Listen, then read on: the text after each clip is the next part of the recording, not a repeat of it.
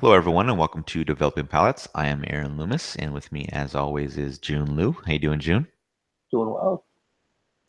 So today we are talking about the Recluse Amadeus Habano Reserva Lancero, and this is 7 inches by 38 ring gauge. Comes out of the Tabacalera Leyendas Cubanas factory in the Dominican Republic.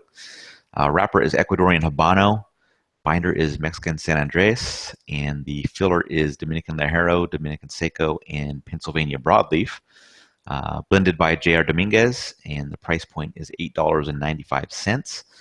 This cigar was released in July of 2016. So, with all the cigar stats out of the way, let's get into our pre-light experience. So, June, what was your pre-light like?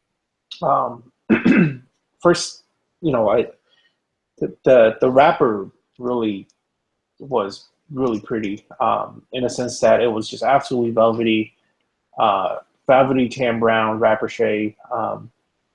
Veins really well pressed, seems tight. The pigtail, I couldn't really tell if there was a cap on this cigar. I felt like it was just like a cap, like a tail on it. Mm-hmm. So I guess perhaps a single cap.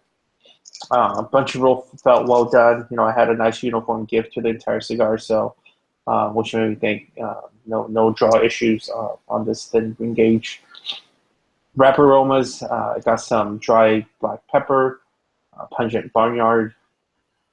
Foot smelled of cedar, dry white pepper, and barnyard.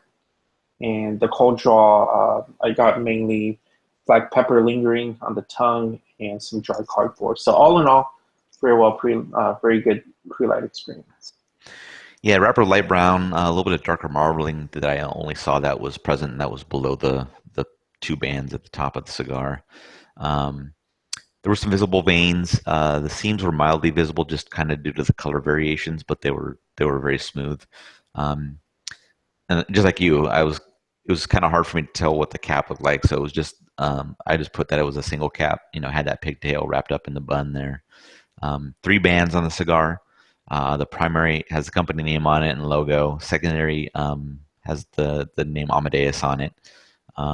Both of those bands are red and silver, and the silver is very shiny, so it kind of pops for you. Footband was just silver. I think it was meant to make it look like a cloth band, but I think it was more like a ribbon or something like that. It wasn't clothy. I think that's what it was meant to look like.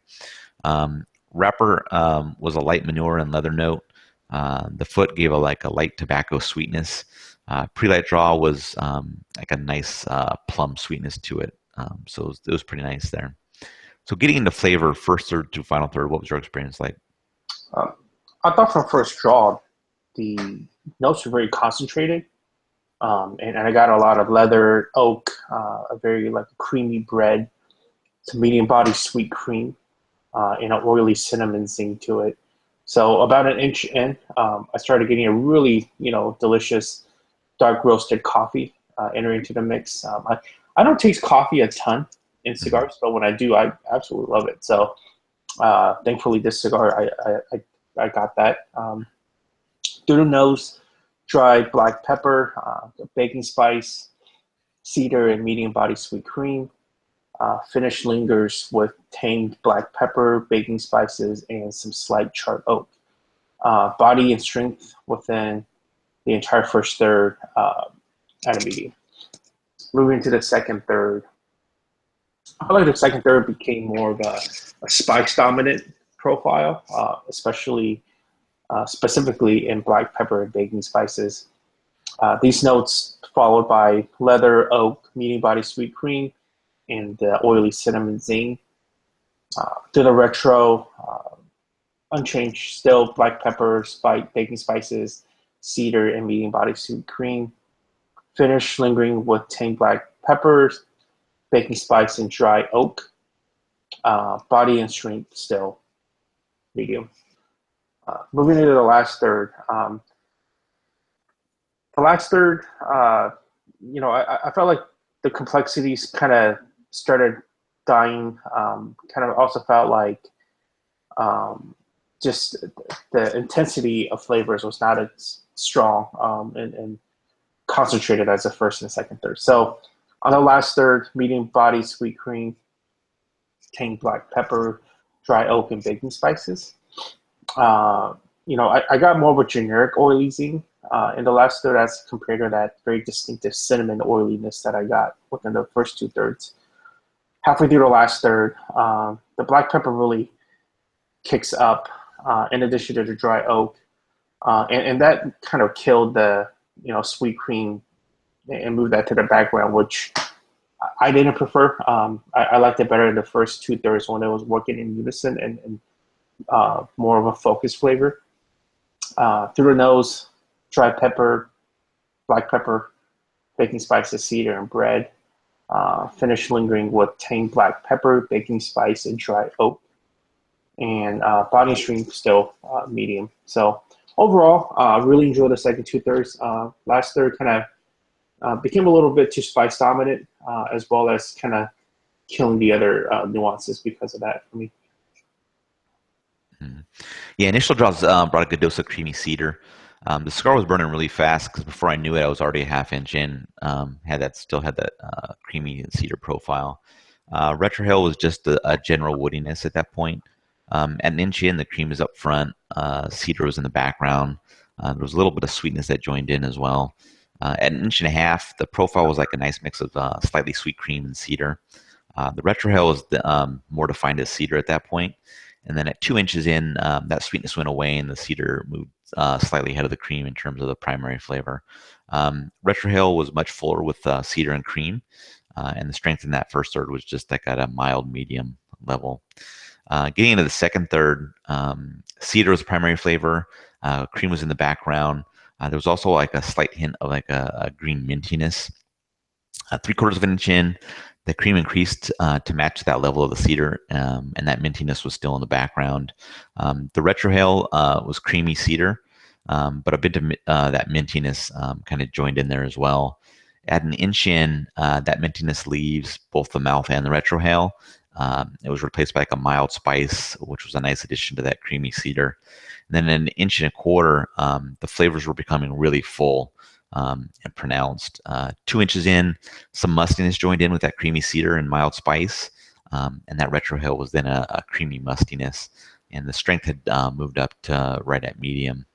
And then in the final third, cedar was up front, the creaminess in the background, that little bit of mintiness was still present.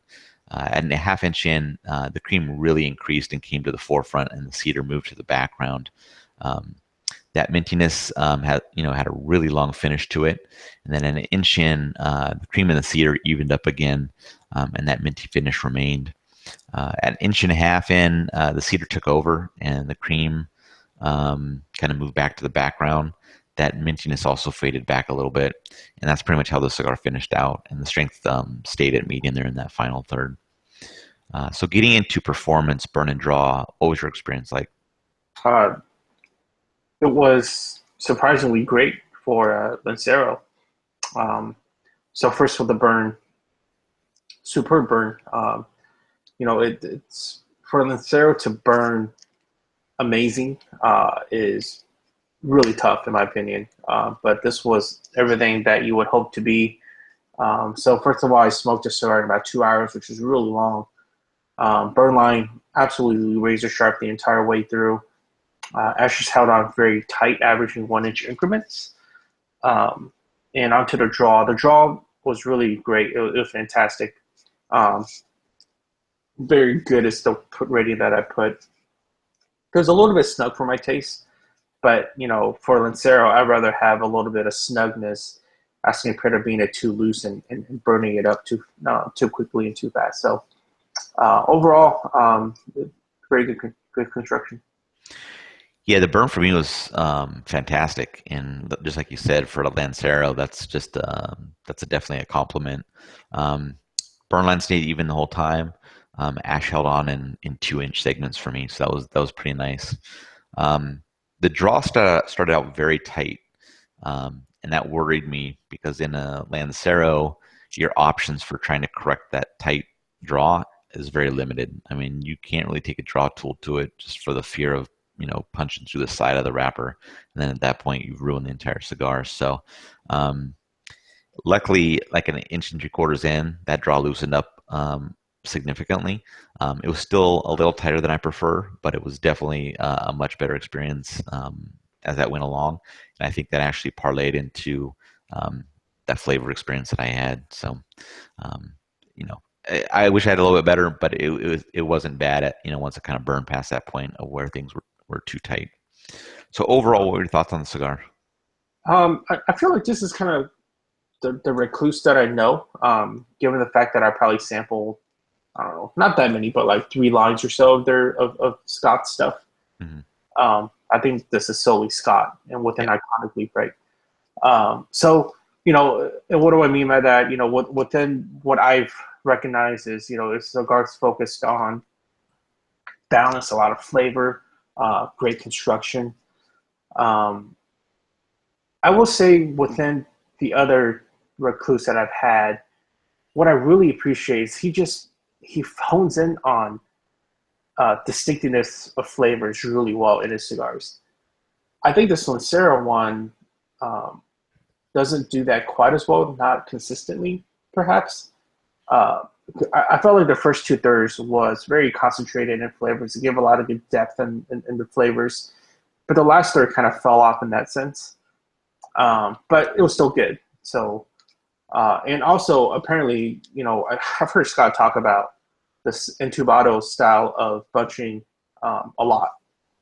He Hmm. said it at IPC prior to us. He said it on Cigar Chat. He said it on everything else that he's been on. So um, apparently, this method of bunching and having basically, kind of in a cylinder kind of a way of bunching, um, having airflow go through it means very good things for draw and construction within the 2 samples that I've had, anyways. So I think that within the very small but loud population of Lancero fanboys out there, this isn't one to be missed, and this should uh, make a lot of folks happy, for especially the folks that doesn't like a lot of strength, but Right. honing on a lot of flavors. Yeah, I thought it was a very good cigar. Like I mentioned before, I just think that tight draw kind of had an effect on that first third. But then, as it moved past that point and loosened up, I was able to get a lot more of the flavor and the fullness that I got through the remainder of the cigar. Um, if that profile that I had in that second third would have been kind of how the cigar started, the cigar definitely would have scored better for me. Um, but with the low strength level and the flavors that this cigar presented, I think pretty much anybody could smoke this cigar and enjoy it. Um, I definitely want to smoke this again, just to see if I get one that has a better draw to it that I can smoke all the way through and kind of see what those flavors are like, kind of see how you had it in the first and second thirds. Um, but I definitely think people should check the cigar out. Definitely some Lancero fans. I think they'll definitely enjoy it. So I say go out and grab some, see what you think, because I think it's gonna find a lot of people that enjoy it. So getting into scores, you gave this cigar a 8.13. I gave it a 7.27. How do you think your score matches up with your experience? Matched up pretty well. I mean, I think one of the big call outs for that, of course, is your draw versus my draw that I had. Hmm. Um, but, mainly focusing on flavors that I got because my construction was so great that it warranted that kind of a score. Hmm. It's basically on the very good overall kind of a score, is what I see out of that. So it's good, and I stand by it. Yeah, yeah. I think my score matches up well with experience. Flavor ranking was a little bit down in that first third, and the draw was affected as well. So that's kind of where it was knocked down a little bit in score. So I think if I had a better draw, I think I'd probably be right there on par with you for a similar level of scoring. So, like I said, once I got past that draw issue, it was good the rest of the way. So I can only assume and chalk it up to that draw issue, and then without that, it's even better. So I could, I'll definitely revisit the cigar, and I could see myself reaching for it when I'm looking for a Lancero to go to. So I've enjoyed all the other recluses that I've smoked. So it's definitely another enjoyable cigar or Vitola for the existing line. So. Any final thoughts on the cigar? No.